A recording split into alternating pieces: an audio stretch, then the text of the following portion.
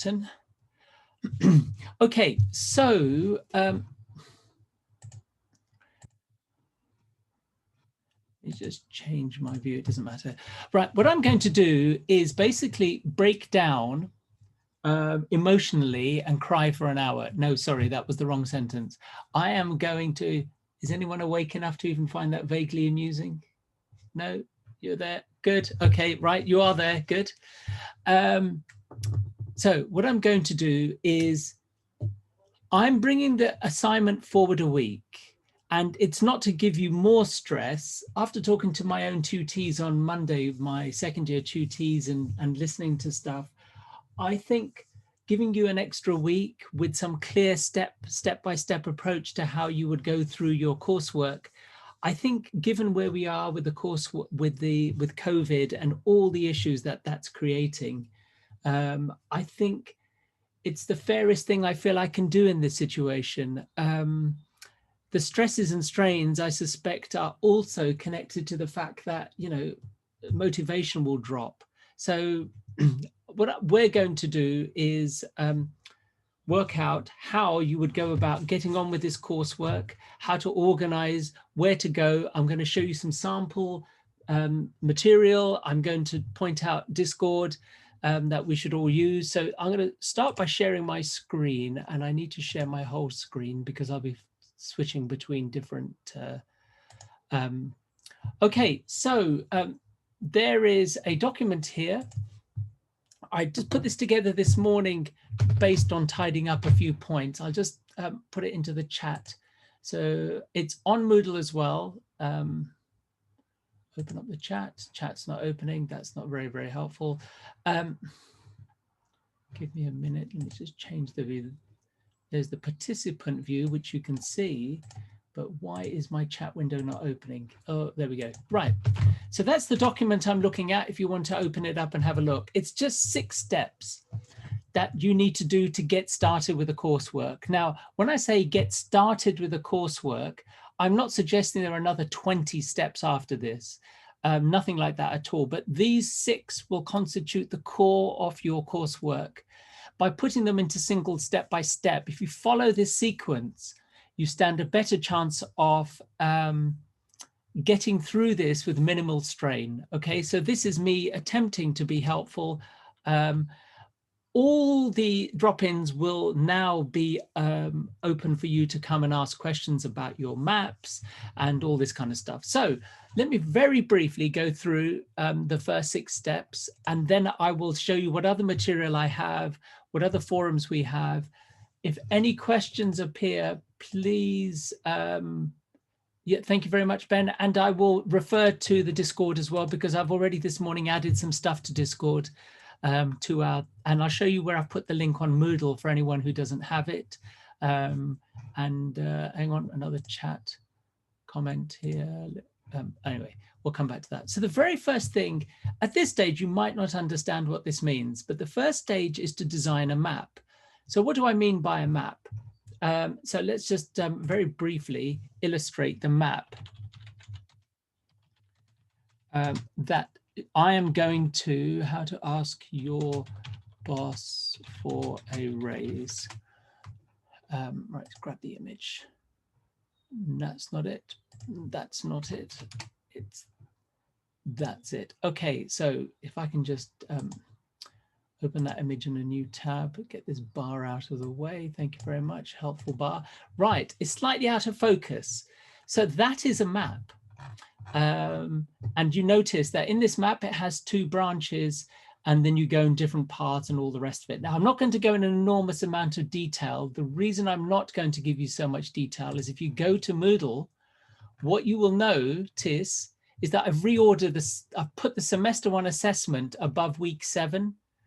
But if you go to week 7, there is a playlist, video playlist, which is all of those videos. And those videos do 2 things that are really important, but you don't need all of them straight away. The only one you need to watch for your first task is the very first one, which says number 1, the map. Okay, if you look at the breakdown, it says the map, translate the map, then it gives you a breakdown of the code that I'm going to supply you. And the code I'm supplying you is down at the bottom. I'm going to demonstrate that code to you in a moment. as part of this process, but we're going to do it using the first 6 steps. So you're going to design your own map. Okay, you want to know what a sample one is. So let's have a look at some samples on there we go. On Discord, there's a link there. It'll take you to Discord. Right, I had it open a second ago. Oh, it's over here. Sorry. Okay, on Discord, I have created a link to, where is it? Papal with Nadim. It's a kind of little icon over there. And there's a coursework tab. There's a Flutter tab for anyone. Don't worry about the stack. I think I'll just mute that one. Okay, we don't really need to worry about that. We need you to focus on your coursework. Okay, so under the coursework, I've obviously added in the first 6 steps document for you, but I've added in a sample of 1, 2, 3, 4, 5, 6, 7. If it opens, there we go. These are from previous. You have to ignore the student numbers. I did try to get rid of them. For some reason, it's appeared again. But this will give you an idea of the kind of maps students did last year, right? Now, for each of these examples, and my apologies that I didn't manage to limit, I had to rename these files, but some reason it hasn't. So there are 6 of them that you can look at to give you an idea. This one, you can see which ones was rather simple and didn't get as good grades as the others, but it will give you an idea of what your map might do. Okay, another thing to help you with your map is, let's see if I can just find another one. Hang on, so click on another one. Yeah, so you get an idea of how people have put these things together, right? So this one is a peasant pleads for his people's plight. This person just used 2 branches. The advantage of using 2 branches is that you don't have a ton of code to edit. So there are a bunch of sample maps for you to look at. So in terms of steps to get this coursework done, to help you design them, watch the first video, right? Let me just break it down for you. Watch video 1. I won't do this for every single step, and look at the samples, right? Now, if you have any doubts about whether your decision map is appropriate, or you've got a slightly varied idea which varies on it, come to the drop-in and chat to Shane and me. Shane and I spent a long time last year chatting to people about their various maps to help them make sure. We try to say it should have 34 nodes, etc., etc. I might have even written something like that into the coursework. Let's have a look, quick look. Quickly double check. Approximately 34 nodes. Okay, that is an approximate. You will not be marked down if you only have 20, right? It all depends on the nature of your project. If you only have 3, then clearly that's too limited. Okay, so step 1, that's the first thing for you to do. Right, now, before I go on to step 2, 3, 4, I want to just pause, take any questions. Chat window is not opening up in front of me, not very, very helpful. Anyone want to just raise a question just before I go? Is there anything you want to ask at this stage, or shall I'll continue, shall I? No, you're all silent. Okay, so I'm assuming that's reasonably clear. Again, this is videoed. Step 2 is you generate a comma-separated file from your map. What do I mean? So that map, right? And the video on Moodle, wherever it is, shows you much more detail. This is video number 2. So this is just me indicating what I'm talking about. I'll go to the IntelliJ. This is the project I'm going to give you. Right, well, it's on Moodle page, and you'll notice that there is a comma separated file. It has 1 row, and in each row it's equal the detail of how it fits together. But these are basically nodes in your decision map, and this is one. If you press yes, that's where you go. If you press no, so if you press no for your first one, you end up down here. You then follow this, yes and no, and you follow the sequence. It's reasonably elementary.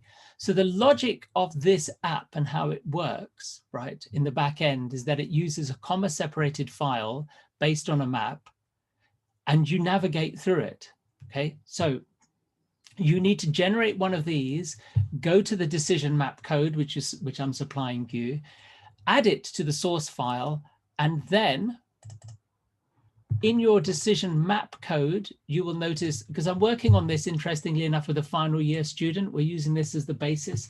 He did the same module as you. So we're actually using his road layout. He's doing a road, he's doing a autonomous car ethics thing. So he's just trying to work his own map out. But anyway, where you would put it is in the constructor for decision map. You'll see there's something called connect data set, and there's a pathway to the file. So when you add the file, that's what you would need to do, right? Now, I'm going to just revert it back to mine so I can demonstrate this working to you in a moment. Right, so that's step number 2. Step number 2, then, and step number 3. So step 2 is you generate it. Now, how would you generate it? Here's a recommendation. I've had problems with well, we've had issues with students who, hang on, I'm on my wife's email. Give me a sheet, give me a blank sheet. This is possibly the safest way to do it. Okay, just get a blank Google Sheet or a Word spreadsheet, and then you literally, in each column, you would say, so that's my starting point, that's my yes, and that's my no, whatever text I'm going to have, whatever question, and I would build it like this, right? And so on and so forth. Once you've built it, you would go to File, Download, and then you would download that one, comma separated values.csv current sheet. That is the easiest way to generate that's the easiest way to generate the right kind of file. Now, why am I recommending this and going into the pedantics of this? A final year student who did the same module last year is carrying on his final year project with what he did in this module. And when he tried to edit it, which he did, he just tried to raw edit the file, it adds in, it depends on the encoding you have, it can theoretically add in invisible characters at various different places. This will keep your file clean. Right? So the temptation might be that you just go to that data and you edit that file, but you'll find it will just get very messy. It's not the recommended approach. If you want to edit that file, upload it to Google, your Google Drive, and open it in Google Sheets and then edit it. Don't edit it here, because that's the problem that the student had. It added actually these invisible formatting characters and encoding characters and messed up the whole file, but you couldn't visibly see why it was happening. It took me an hour or so to kind of fix. So let's move on, because as I say, this is recorded, so you can, let's go back to the coursework. So you then add it. Now, this step here is the one that's going to require a little bit of patience and thought. Ideally, you will want to, especially if you're not confident with your code, you will want to come to drop-ins and check why your code isn't working. But we go back to this list of videos. It breaks down how each of the classes work. Now, if we hadn't had COVID, we would have gone through the list and worked all the way through it, and the stack, I'm not even sure, and I'm not going to ask at this stage how many have managed to actually do the previous 2 weeks, given the mess that COVID is making of everything and everyone's study patterns. But basically, this model of having a decision node, I'll show you in the code, having a decision node, right, and having a map which manages those decision nodes is very similar to what we did last year. And so it shouldn't be impossible for you to get your head, get through it, make sense of it. There are only essentially 3 files, right, for the back end. Well, 2 files for the back end and a test file, which we'll talk about in a second. So you've got a decision node. If you're going to switch from yes and no, you need to go and refactor these getters and setters and this stuff so it all works. And you'll need to change some code in here. Right, and one of the areas you will probably have to change, let me just scroll down to give you an anticipated, is this one, the build node. This is where it takes the text, this comma separated file, splits it, and then puts each of the parts as into the appropriate variable for a node and builds a node. But as I say, the detail of this is for you to go back to and have a look through here. In these videos, I deliberately talk through it slightly slower, in a way to help you work out what you would need to change. I don't have the time in this lecture to go through it in that speed because I do want to get on and show you some sample working ones from last year. But the thing about it is, what do I want to say? You need to use the drop-ins, okay? And what we'll do for, because we are missing a week of time and material, probably missing a lot more than a week for a lot of you, given all the rest of the mess that this COVID situation has made for us. You need to take advantage of the drop-ins, and we'll do them all remotely, of course. Okay, use that appointment sheet so we know you're coming, and Shane and I can be prepared to share your screens with us so we can talk through any specific issue you have. Okay, so we're not going to just abandon you, give you this and then leave you to it. The purpose from here until the end of the term is to give you, through all the drop-ins, one-to-one appointment-based support. And in the lectures, what I would do is pick up issues that people are having and allow that to be a bigger Q&A session, and any other detail that might be useful. So, you know, we'll target it. Anyway, so if you have more than 2 branches, now some of you will, some of you might want to create a game which has a car moving through junctions. And if you want to do that, you might want to go forward, left or right at every junction. So you'll have 3. Now, if you're willing to do that, it might be really worth your time doing it and really enjoyable. Then what I would say is that you've got a little bit more work, and so you'll need our support if you're not as confident. If you have a maximum of 2 branches, you're just going to essentially rename the code to allow it to work.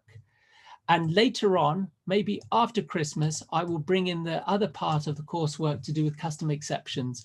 But I don't want you to get distracted by minor issues. The bulk of this project is getting a map, uploading the map, testing it, and then adding a user interface, okay? So after you've kind of edited it, you should be testing it in the console. So what do I mean by that? Well, I supply you with a test file. And as I say, and I'm going to sound like a robotic, repetitive robot, but the video here, I think, shows you the testing and navigation, the 7th video here. Hopefully this detail here will help you when you need it. Don't rush through watching all of it for the sake of it. Make sure this sequence you stick to as closely as possible. Don't worry about the code until you've designed your map. Don't worry about CSV issues until you know, you've got your map in place. You've got your CSV, etc. Follow the sequence. It's a logical sequence for you, right? So you want to test it. So next thing I want to do is just demonstrate this thing working. And this is probably the point at which things will go a bit pear-shaped, because I've been playing with this code for another student, and there it does work. Okay, let me just scroll this up. So this is a simple console test. And as I say, there's other videos will explain how it was built, what's going on. But this is where what you've got to try to do with this code, right, is watch the videos and understand how to edit that code. The raw backend code you need to write isn't huge, right? So let's just have a look. So yes or no, I've kept it simple. Yes, does he look up? Yes. Affirmatively, let's say yes, you enter. Does he ask you to be seated? No. Ask if one of his daughters has measles. Yes. Is his face spotty? So on and so on, right? So it actually navigates that. So if you follow it, go to see him, knock on the door, does yes, enter, does he ask to be seated? No, ask if one of his daughters. So it just follows through that sequence. Now, the purpose of testing it in a console is that I've supplied you with a console code. So it should be straightforward for you to make sure your CSV works. It follows the right navigation structure, right? Now, where you might want to get complicated is you might want to have images instead of bits of text. So you'll have to work out, and that will be a conversation for us to have with you, right? How to do that. The easiest way would be to replace this line here with a path to an image, okay? And then when you load it up and you need to actually display that image, you can't in a console, but you will if you have a user interface. So there are some interesting challenges that will appear along the way. So let's get back to our step-by-step, okay? So once you've tested it, the last piece of the jigsaw is really about the user interface, Okay, so once you've got the back end working, the navigation working, you can do the two things in parallel if you're confident, but if you're not, then follow this sequence through. My suggestion is you want to get these first 5 steps done before Christmas. That gives you a good 3 weeks from now to get to work on that, right? So break down these two, maybe try to get the map out for these 2 steps in a couple of weeks, these 2 steps in another, and a test elsewhere. Okay, so you have it tested and built before Christmas. If you look at the schedule, the way that it works is that, yes, I do have a week to go through custom exception handling, but I might flip that till after Christmas. So I focus on your backend maps. Then after Christmas, you basically get 3 weeks, and I've put QA one-to-ones for those 3 weeks.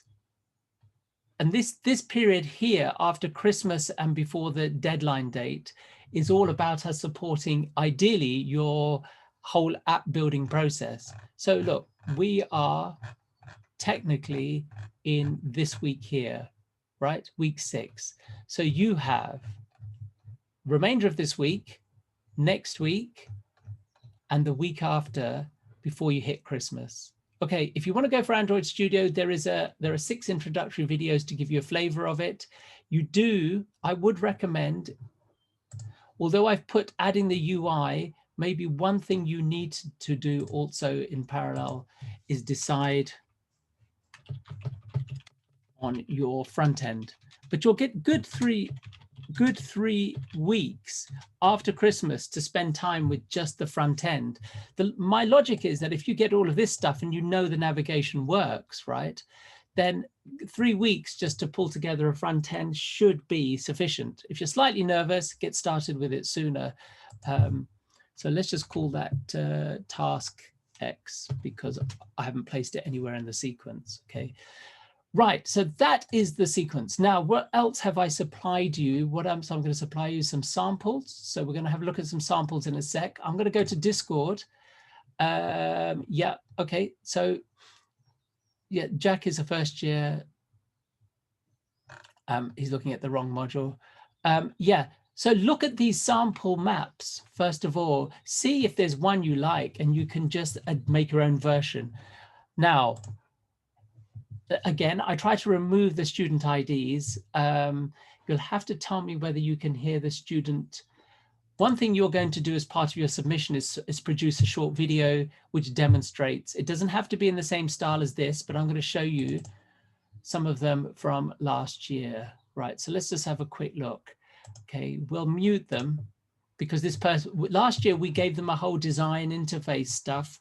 This year, well, I don't want to blame Shane for this. This is me. I thought I wanted to give you as much flexibility about your user interface. I might revive this sheet again to give you some guidance on what kind of minimum standard your user interface should have. And that probably is a good idea. So I'll add that link back in for guidance, because what Shane produced with simple things like consistency, the way you get feedback on your user interface, when it's relevant, reversal of action, and how it looks, and some kind of testing. Right, if I just scroll forward on this video, let's see, the student talks it through. It's a walking in the woods. So this is one of each of the maps that I've given you, and they're on Discord. You can see this person clicking. Can you see them clicking? Can I unmute it? Maybe you can hear them talking it through. Capitalization. Can someone tell me if they can hear that? Can't see very well. Yeah, just about. Just about. Okay, yeah. Yeah, so can see and click those buttons very easily. Moving on to a little bit of consistency in the same position, same font, same capitalization, essentially the same. As you can see, I'll just mute him. The user interface isn't spectacularly complicated, but this student did very, very well because his map was very, very good. He had a consistent look to his UI. The grading criteria won't focus on that. That's just really for your benefit. So if I can just shift it forward, you get an idea that you can build, and this is done on Android Studio, this particular app. Hitting the restart button. And this was a conscious choice that I made. And he's talking through the logic of it. In your video, I won't expect you to explain your user interface, just to demonstrate it this year. So you would just talk it through. What's he doing? Because we ended up having too many videos where people just talked through how they built it. And I just wanted to see it demonstrated. So let's just have a look. There's his map. That map is available to you. I've uploaded it to Discord. And he's going to just basically show how his app moves through it. Right, so if I just speed it up, there we go. Out of the corner, you spot Shia LaBeouf. I think it's some kind of comical, you can see there's blood on his face. My God, there's blood everywhere. Run, left, where are you going? Right, so he had a lot of fun with it in terms of building it. So that's one example. Let's show you another. Please feel free to speak if you want to. And this was the simpler one. Right, so this map is very, very basic, but let's see if I can just show you his app. He created, this student, he or she, I think it was a he, created a, and don't try to hunt that path, please. I'll make that user design guidelines available to you to help you. And this student created a quiz, right? And had a lot of fun creating a quiz. So let's have a look. What's the cap? It's really basic. I mean, you know, capital city of France. So what I'm saying to you is that these students passed and they got reasonably good grades, because you look at the grading criteria. The challenges in front of you aren't aimed to make this a technically impossible job to do. It's to actually give you the freedom to attempt to build something that you might really enjoy building. Okay, so the quiz ones were okay, but the issue, as you can imagine with a quiz, is that you just, as soon as you hard code all the questions, you run out of questions. And this was quite basic. The student did pass, but the actual quiz is kind of locked down to just the 10 questions. If you wanted to go for a quiz, you might want to create a better data set sitting behind your quiz. Okay, let's have a look at another one. And what I'll do is, if I get through these quickly, as you can see, they're using OBS.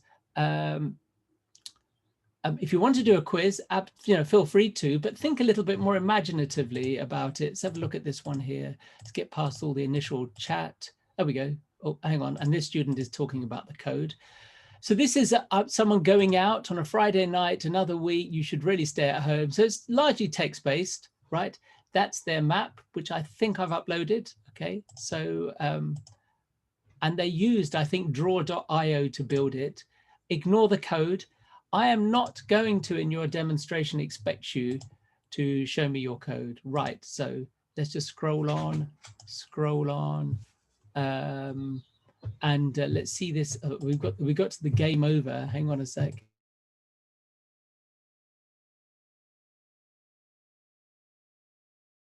Are we programming Zork? You can take any game you like and play with it, because what you'll notice, I think even some of you noticed, that they've taken other games and just adapted them for the fun of it, right? So it is a good development experience. I would say perhaps 60% of the students enjoyed the process, enjoyed the fact that it was a good learning experience, because it was a good thing to attempt. They'd never done mobile development. You can see before you do anything, blah, blah, blah, blah, blah, right? So that's kind of a fairly straightforward. They've got a health, a BAC, and a money set of values, which they obviously maintain. So there was a lot more going on in the code in the background. Let's find another one. This one I really like. Right, this one I really liked. It's difficult to see, but I'm going to have to try to skip past the intro so I can conceal the student's ID. They basically created a retro game. So let's just have a quick look.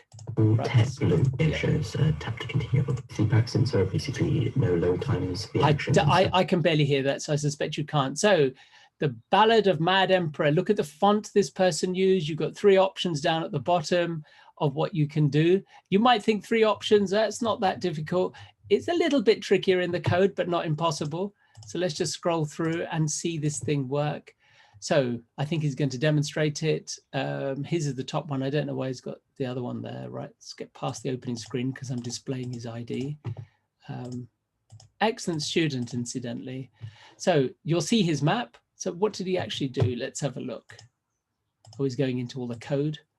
right? Okay, we're going to start the game yet? There we go. Peasant pleads for his people's plight. You've got to choose what to do. Yes, are you sure you want to kill him? Yes, kill him. You're right. So you can see the kind of fun that people had, and they're going to work out how to kill them. And you can see he's just showing how he goes through his map, right? So it was, let me come out of full screen view. And enjoyable. That was one of my favorites because it was something about the retro nature of it. This one is a scheduler. Let's have a look how this person did it. Let's find, what are they scheduling? Oh yes, yeah, no. So this one was a really ambitious attempt to create a kind of, when you look at the map, you might be confused, but it's about revision, how to organize your study in revision. And he built a map of how to ask the student, do you feel confident with it?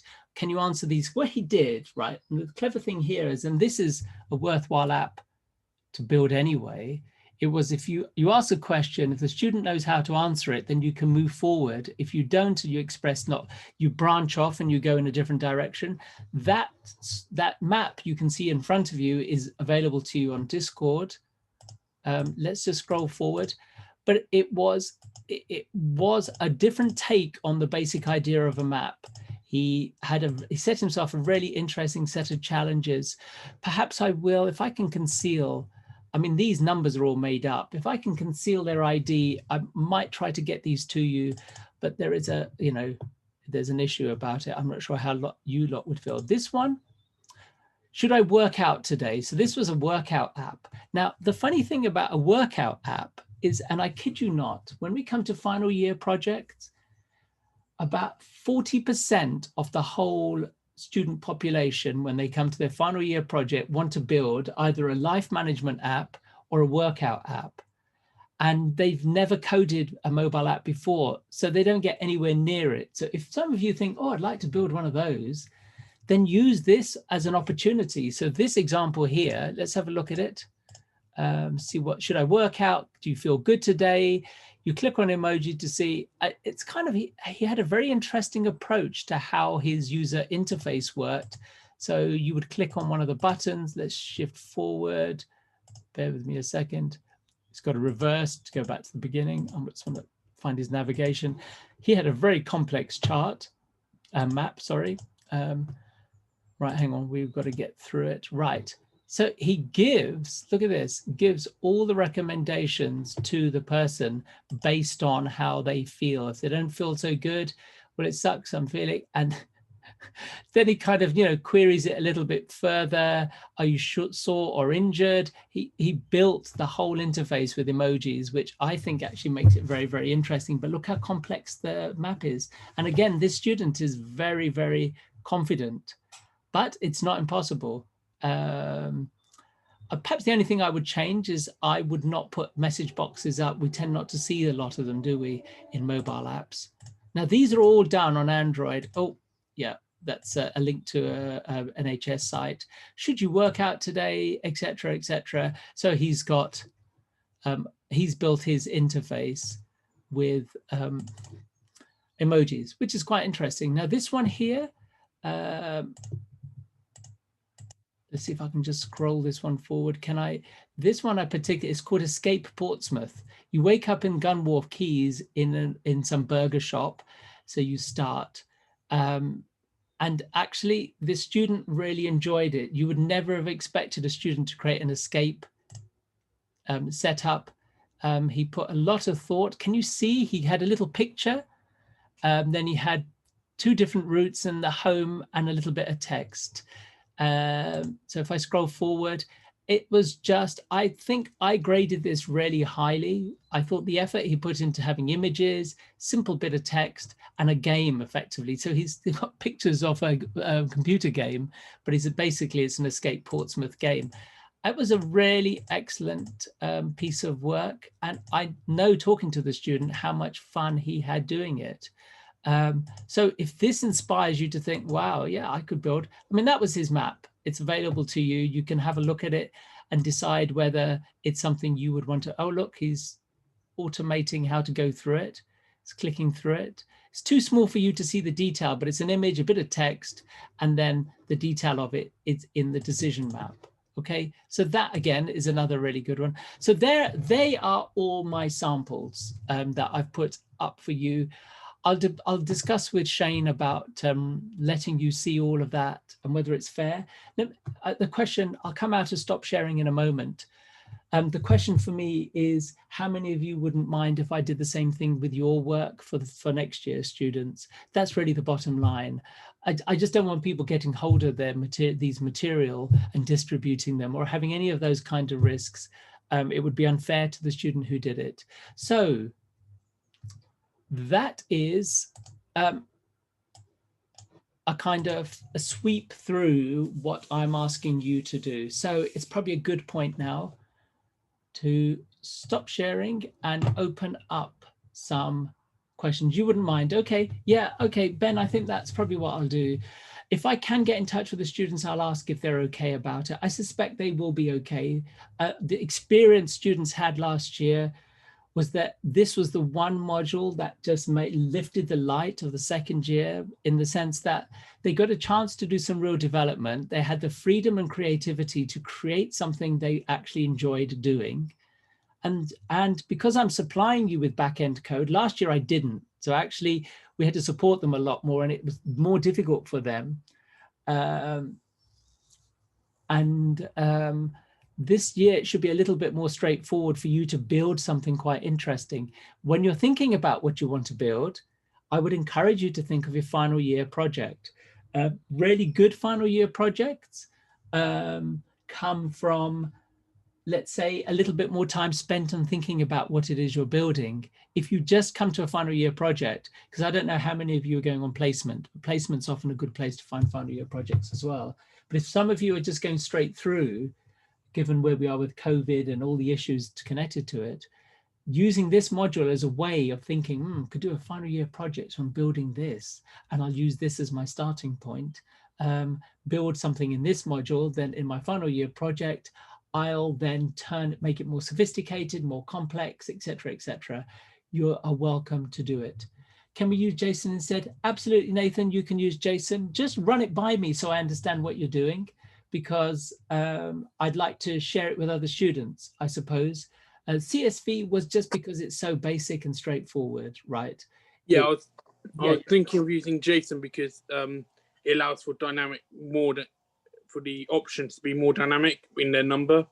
So you can store as a list of references and stuff and embedded objects and stuff like that. So that sounds really good, but the issue with JSON, and correct me if I'm wrong, is that one of the requirements of this module, well, is it a requirement of the module that you do the backend in Java? You can do JSON in Java. That's cool. Then that you just need to have a parser. Okay, JSON. All right. So. Yep, that's fine. I think there is a minimum requirement we've created that the backend has to be in Java.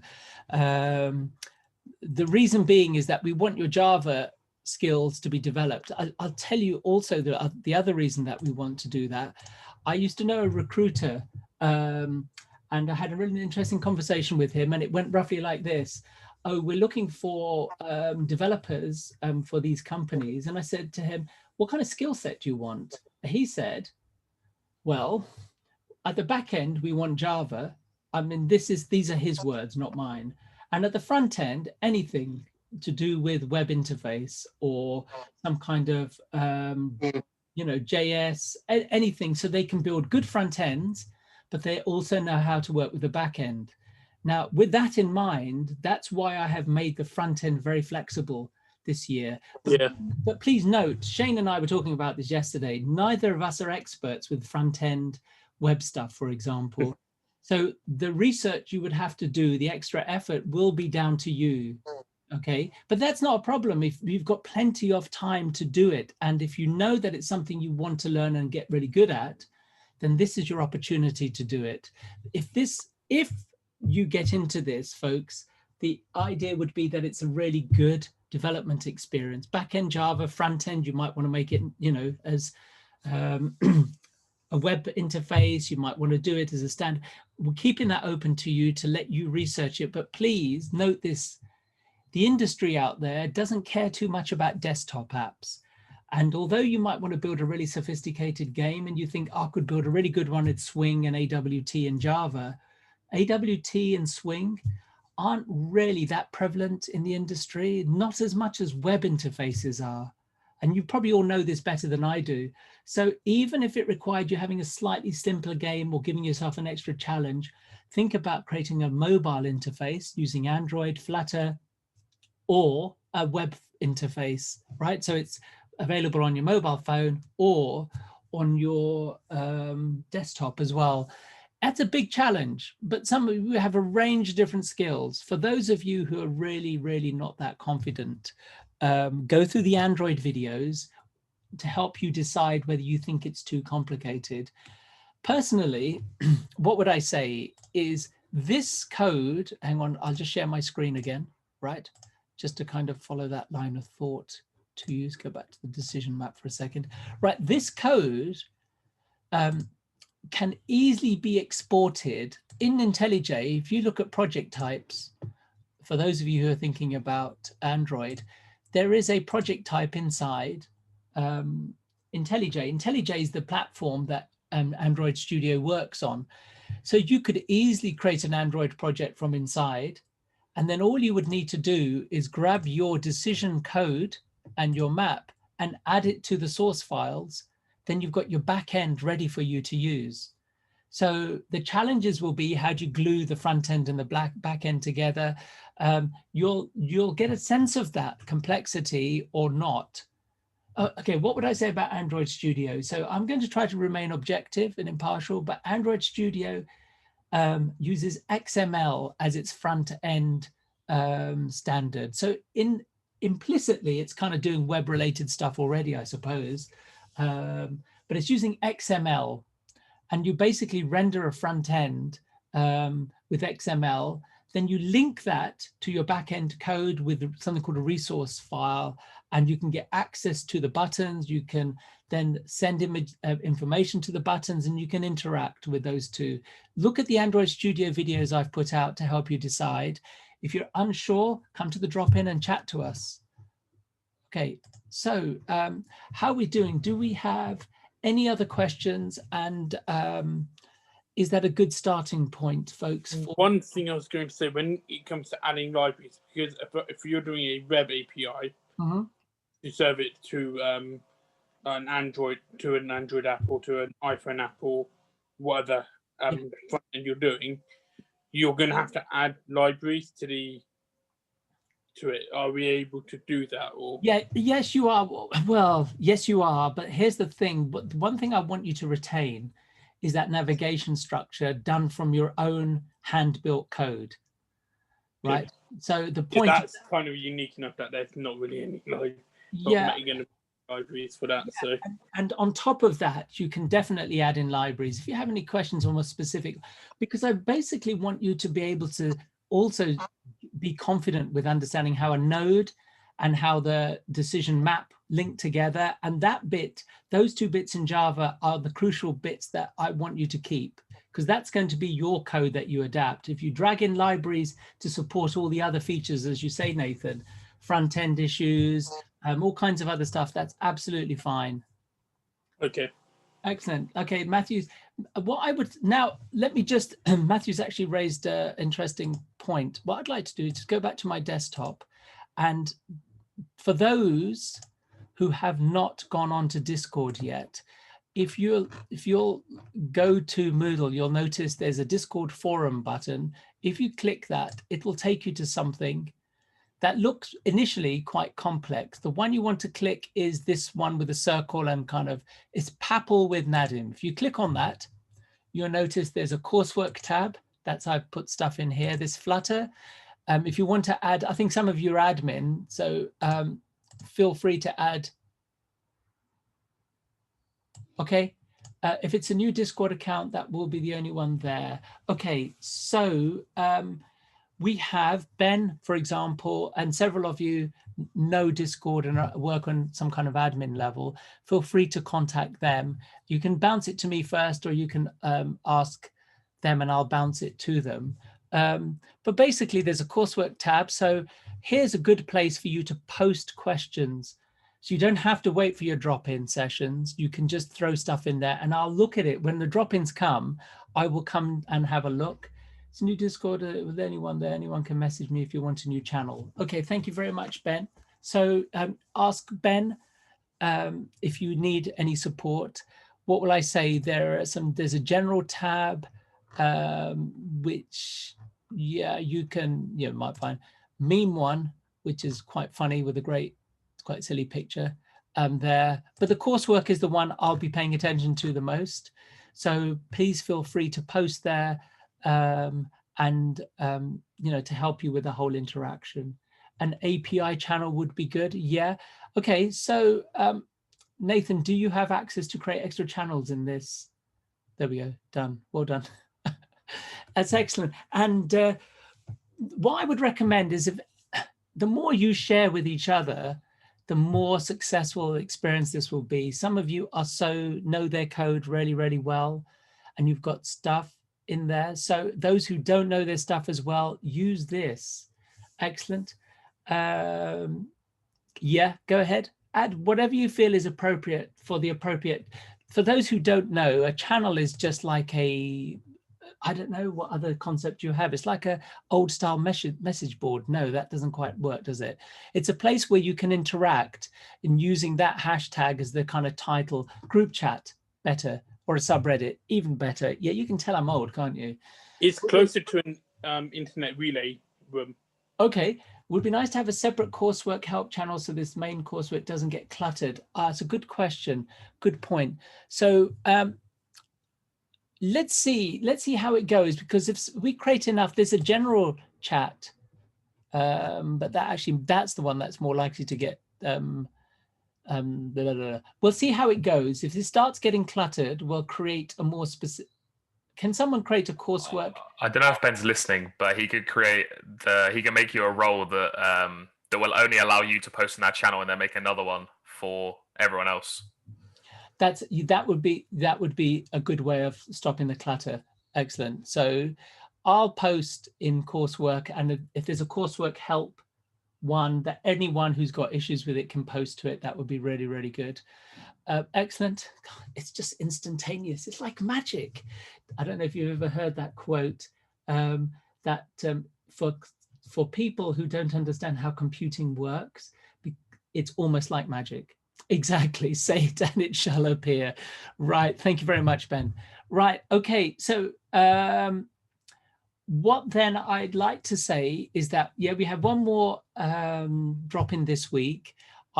Please feel free to join it or not, but feel free to just keep on dropping questions in the coursework help here. When Shane and I have the drop-ins, what we'll do is we'll consult with it, and we can then use the hour if no one turns up to answer questions. So my drop-in sessions are on Thursday and Tuesdays. So expect me to interact and give you tons of feedback. If you get into a complete panic, then just email me outside of it and say I'm in a panic, and then I'll probably be really useless and say something like, can you wait till I drop in? Because it is just mad. I'm marking currently a 400 plus first year assignment, so my time is squeezed. Okay, right. So let me stop there. Thank you all for your time. This has been recorded, and I will post this up on Moodle, and also I'll post it into here. I'll send a YouTube link into here, and I'll stop there. Any other questions before we finish today? I hope that rather race through everything wasn't confusing. Just follow the first 6 steps as closely as possible. And in parallel, step X, as I call it, think about what user interface you want to do. And when you're thinking about it, I can't emphasize this enough. Think of what the most value for you is.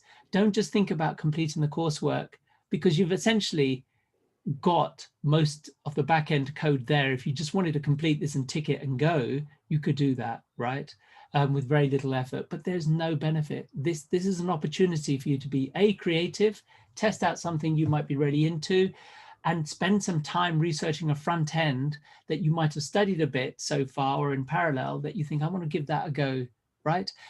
Shane and I want to be as flexible as possible to allow you that opportunity. So if I've said all this and you think, oh, I'd love to build this, but Nad hasn't mentioned it, well, come and speak to us, right? I didn't show you one that a student last year did who'd had a part-time job, and he wanted to create a messaging bot to help people schedule their work shifts at work. And he said to me, Nad, this doesn't fit your decision map model, but can I do it? And we discussed it because he would be able to use it straight away, and it had a decision logic behind it. And we discussed how that would work. I said, absolutely, yes. So he then ended up having an opportunity to build something so he could use it straight away in his part-time job.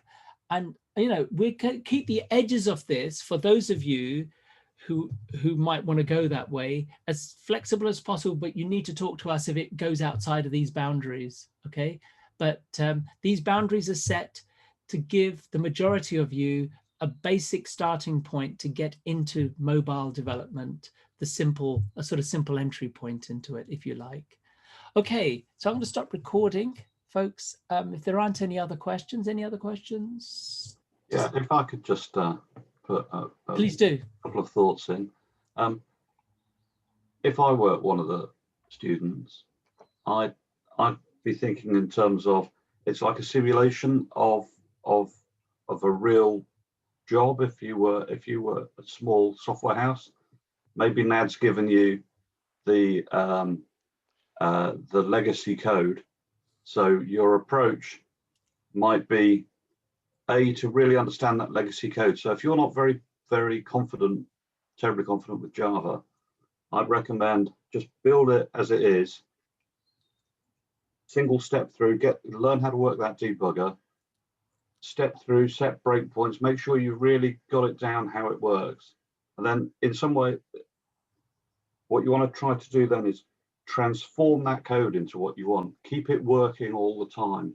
If you have this magnum opus of, you know, tons of classes that you've decided you want, and you write it all, and then it doesn't behave how you expect it to, it's a much bigger job to debug. If you can kind of keep it working and gradually transform, refactor is the word, you know, that we use in industry for that.